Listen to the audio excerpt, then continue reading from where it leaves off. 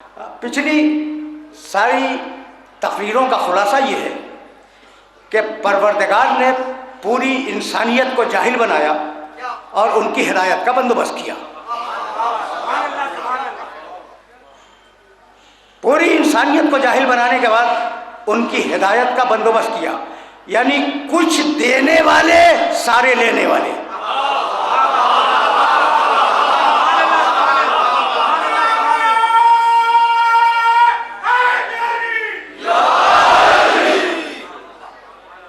کچھ ہیں جو علم دیتے ہیں اور سارے کے سارے علم لیتے ہیں. قرآن مجید نے انسانیت کی جہالت پر بڑی بات کی ہے. یسألونک عن الروح، سورہ بنی اسرائیل. یسألونک عن الروح قل الروح من امر ربی وما اوتیتم من العلم الا قلیلا. تمہارے پاس ہے کیا؟ قلیل ترین علم ہے.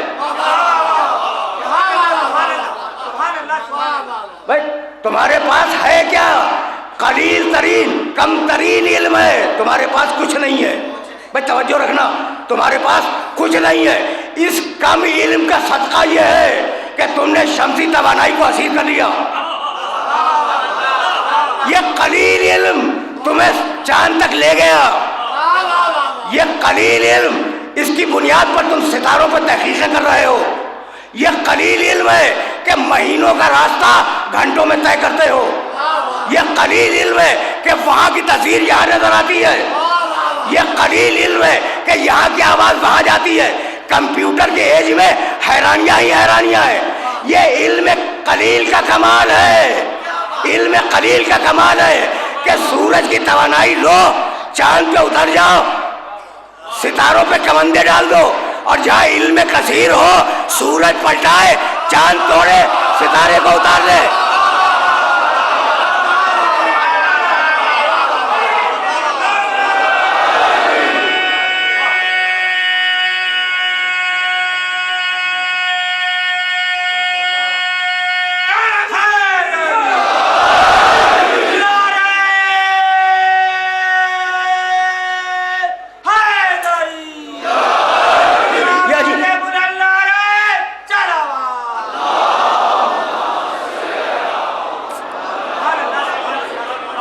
سورہ بنی اسرائیل میں بھی شاد فرمایا، اور اب اس سے قبل کا سورہ نیل، واللہ اخرجکم من بطون امہاتکم لا تعلمون شیئا وجعل لکم السمع والابصار والافئدۃ لعلکم تشکرون. واللہ اخرجکم، تیور تو دیکھنا آیت کے، یعنی آیت خود بتلا رہی ہے کہ خدا بول رہا ہے.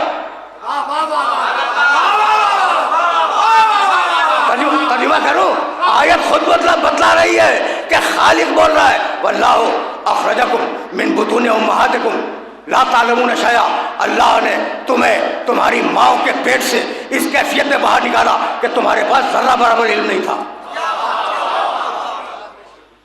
پیٹ سے باہر نکل کے بھی تمہارے پاس علم نہیں تھا. سمجھ رہے ہو نا بھائی؟ عجیب مرحلہ فکر ہے.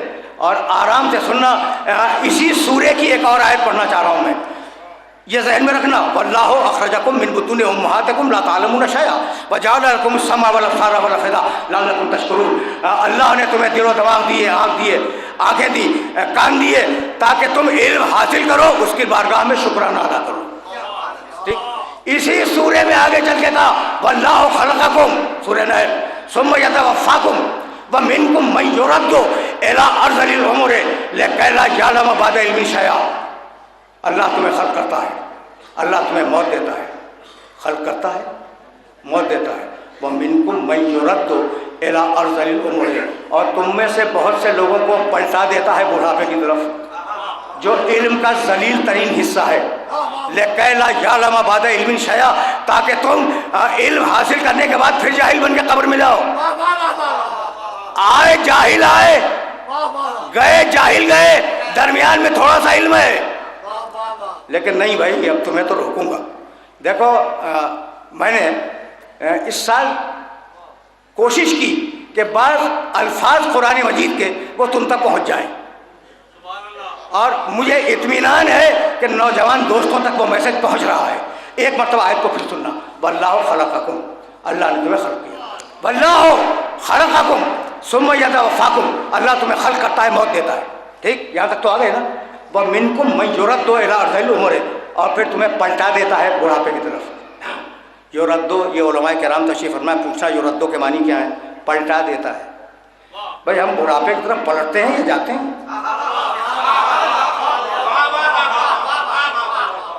بھائی ہم تو بڑھاپے کی طرف، بھائی پلٹنا، گھر پلٹنا. امام باڑے میں آئے گھر پلٹ گئے، ٹھیک ہے نا. اس شہر میں آئے کراچی میں، حیدرآباد پلٹ گئے، لاہور پلٹ گئے. تو پلٹنا کہتے ہیں واپسی کو. ٹھیک، اللہ کہتا ہے کہ تمہیں بڑھاپے کی طرف پلٹا دیتے ہیں. بھائی پلٹتے کہاں ہیں؟ ہم تو جاتے ہیں بڑھاپے کی طرف. تو اب اس لفظ میں جو اللہ نے راز رکھ دیا، وہ راز اگر میں آج پہنچا سکا تو میں سمجھوں گا کہ میری محنت سوارت ہو گئی. دیکھو بھائی، بڑھاپے میں اور بچپنے میں فرق دیکھنا، بلکہ کیفیتیں دیکھنا. بچہ ہے، توجہ رکھنا، بچہ ہے 2 مہینے کا بچہ، 4 مہینے کا بچہ، آنکھیں ہیں ٹکتی نہیں ہیں، کان ہے آواز کی تشخیص نہیں دیتے، ہاتھ ہے ہاتھوں میں کوئی چیز رکتی نہیں ہے، چھوٹا بچہ. پاؤں ہے چل نہیں سکتے. اب پلٹ کر وہی کیفیت بڑھاپے میں آ جاتی ہے.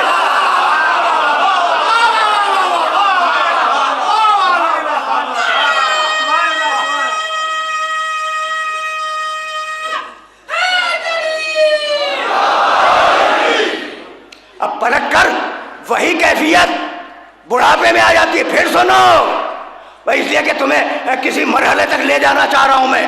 وَاللَّهُ خَلَقَكُمْ ثُمَّ يَتَوَفَّاكُمْ وَمِنْكُمْ مَنْ يُرَدُّ إِلَىٰ أَرْذَلِ الْعُمُرِ لِكَيْ لَا يَعْلَمَ بَعْدَ عِلْمٍ شَيْئًا. تمہیں پلٹا دیتے ہیں بڑھاپے کی طرف. یعنی جیسا بچپنا تھا پلٹ کے ویسا ہی بڑھاپا آیا. جو کیفیت وہاں تھی وہ کیفیت یہاں ہے. پاؤں میں راشا ہے، ہاتھ میں کوئی چیز تھمتی نہیں ہے، آنکھیں بڑھاپے میں دیکھ نہیں پاتی، کان بڑھاپے میں سن نہیں پاتے. تو جیسا بڑھاپا ہوگا، توجہ رہے، ویسے ہی کیفیت ہوگی انسان کی. مجھ سے پوچھتے ہیں، توجہ رکھنا، مجھ سے پوچھتے ہیں کہ بھائی اگر 1500 سال پرانا تمہارا امام غائب آ گیا تو بڑھاپے کی کیفیت میں کیا ہدایت کرے گا؟ بھائی سوال تو ہے. سوال کرنے لگے، آنکھیں دیکھیں گی نہیں، کان سنیں گے نہیں، ہاتھوں میں طاقت نہیں ہوگی، زبان میں قوت نہیں ہوگی، تو تمہارا امام آ کر کیا خاک ہدایت کرے گا؟ ارے بھائی آیت نے تو یہی کہا تھا کہ جیسا بچپنا ہوگا ویسا بڑھاپا ہوگا. اگر بچپنا طاقتور ہے تو بڑھاپا بھی طاقتور ہوگا. یعنی اگر بچپنے میں اجدر کو چیرتا ہے تو جوانی میں خیبر کو چیرے گا. یاد رکھنا میری اس بات کو، اپنے ذہنوں میں گرا دے کے رکھ لینا کہ جیسا بچپنا ہوگا ویسا بڑھاپا ہوگا. یہ تمہارے بوڑھوں جیسا بڑھاپا نہیں ہے.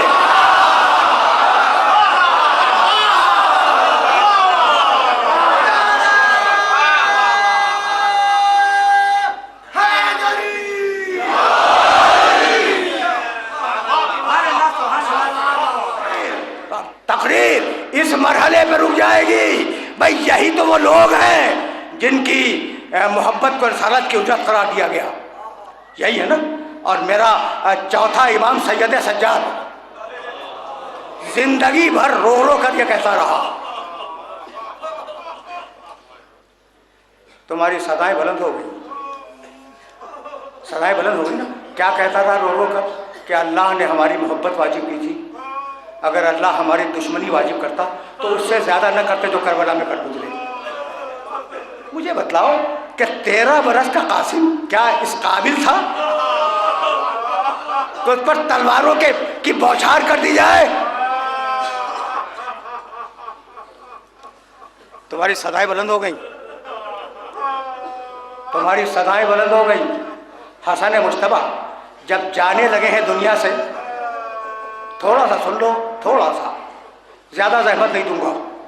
حسن مجتبیٰ جب اس دنیا سے جانے لگے تو بچہ جھولے میں تھا. ٹھیک کہا ام فروا ذرا میرے بیٹے کو تو لانا. ام فروا اٹھا کر قاسم کو لائی، حسن کے سینے پہ لٹا دیا، تکیے کے نیچے سے ایک تعویذ نکالا اور بچے کے بازو پہ باندھا اور فرمانے لگے کہ ام فروا اس بچے کی بھی حفاظت کرنا، اس تعویذ کی بھی حفاظت کرنا.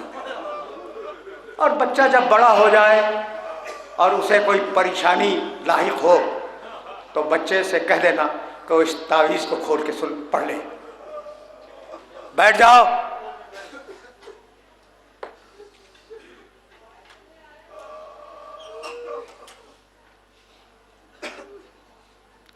ٹھیک ہے, یہ مہدی کی تیاری ہے اور یہ پہلے سے دروازہ کھلا ہونا چاہیے تھا.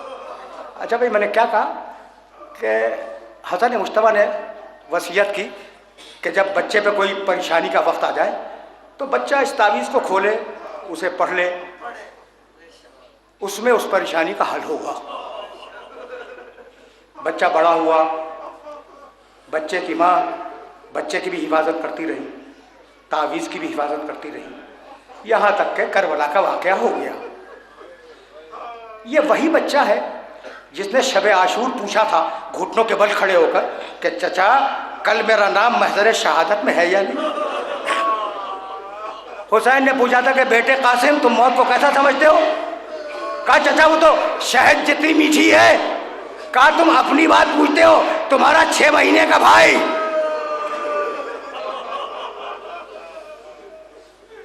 اس کا نام بھی محضر میں ہے. اب پہچان گئے قاسم کو؟ صبح ہوئی, اصحاب گئے, انصار گئے, آوان گئے. جب بنی ہاشم کے شہیدوں کی باری آئی تو راوی کہتا ہے کہ سب سے پہلے جس نے خواہش کی وہ حسن کا بیٹا قاسم تھا.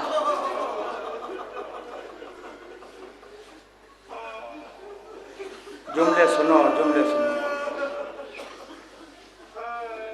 مقتل نے لکھا ہے کہ قاسم نے جس طریقے سے اجازت مانگی ہے کسی شہید نے ویسے اجازت نہیں مانگی. پہلے گود میں سر رکھ دیا, کہا چچا مجھے اجازت دیجیے. جب اجازت نہ ملی تو اکڑوں بیٹھ گیا, گھٹنوں پہ ہاتھ رکھ دیے, چچا مجھے اجازت دیجیے. اور جب اس کے باوجود اجازت نہ ملی تو اپنے رخسار حسین کے پاؤں پہ رکھ دیے.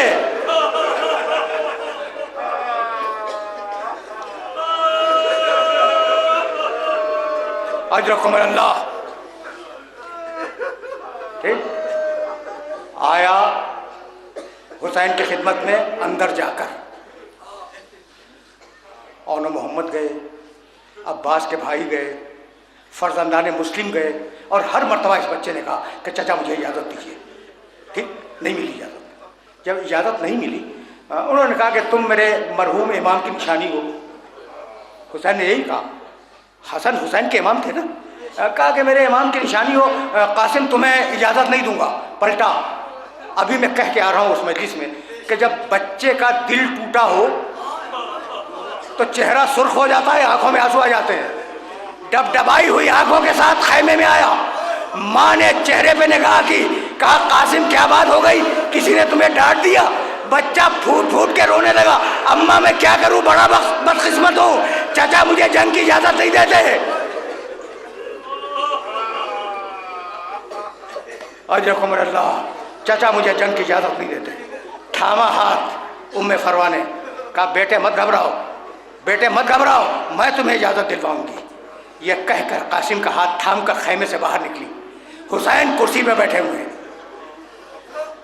عباس پیچھے کھڑے ہوئے ہیں. ایک مرتبہ حسین کی نگاہ پڑی کہ کوئی بیوی باہر نکلی. کہنے لگے عباس تمہاری زندگی میں کوئی بیوی باہر آ گئی؟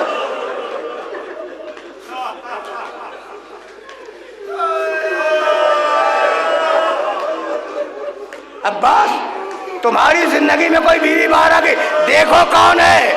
عباس دوڑتے ہوئے گئے, دوڑتے ہوئے واپس آئے, کہا مولا بھابھی آ رہی ہیں, بیوہ حسن آ رہی ہیں.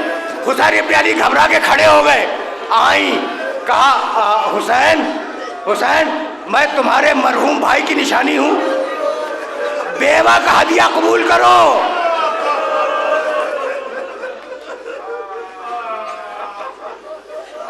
اسے مرنے کی اجازت دے دو, مرنے کی اجازت دے دو. حسین بھابھی ہے نا, بڑی بھابھی ہے. حسین سر کو جھکائے ہوئے کھڑے, نہ ہاں کہتے نہ کہتے. کیا کریں؟ اتنے میں بچے کو خیال آیا کہ میرے بابا نے میرے بازو پہ ایک تعویذ باندھا تھا. بس تم رو چکے. دیکھو ایک جملہ میں کہہ کے آ رہا ہوں,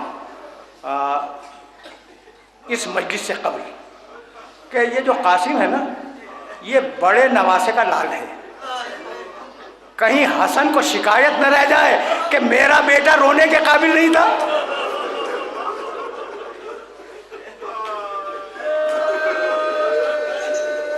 سمجھ رہے ہو نا؟ خط کھولا، خیمے کے پیچھے گیا بچہ، خط کھولا، لکھا ہوا تھا حسن ابن علی کی طرف سے اس کے بیٹے قاسم کے نام۔ قاسم، ایک زمانہ آئے گا جب ساری دنیا تمہارے چچا کے خون کی پیاسی ہوگی، تو قاسم اپنی جان کو اپنے چچا کی جان پہ نثار کر دینا، تم میری جان ہو، وہ فاطمہ زہرا کی جان ہے۔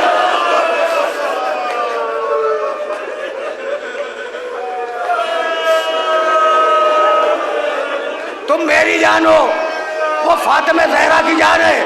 بس یہ پڑھنا تھا کہ قاسم خوش ہو گیا، دوڑتا ہوا حسین کے پاس آیا، کہا چچا یہ خط پڑھ لیجئے، اب تو آپ اجازت دیں گے؟ چچا یہ خط پڑھ لیجئے، اب تو آپ اجازت دیں گے؟ ایک مرتبہ حسین نے خط دیکھا، کہا تم میرے امام کا خط لے آئے ہو، قاسم میں تمہیں اجازت دوں گا، یہ کہہ کر گلے سے لگایا۔ فبکیا حتی غشی علیہما، دونوں اتنا روئے گلے لگ کر کہ دونوں کو غش آ گیا۔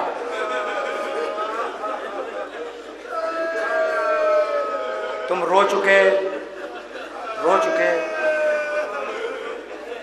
دونوں کو غش آ گیا۔